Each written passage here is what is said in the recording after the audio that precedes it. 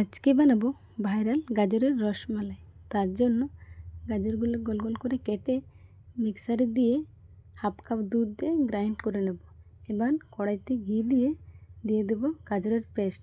এবার কিছুক্ষণ নাড়াচাড়া করে গাজরের কালারটা একটু চেঞ্জ হয়ে এলে দিয়ে দেব পরিমাণ মতো চিনি, হাফ কাপ দুধ। আবারও কিছুক্ষণ নাড়াচাড়া করে নেব ভালো করে। এরপর দিয়ে দেব হাফ কাপ সুজি দিয়ে খুব ভালো করে সব কিছু মিশিয়ে নিতে হবে। এবার ততক্ষণ নাড়াচাড়া করতে হবে যতক্ষণ না একটা সফট ডো তৈরি হচ্ছে।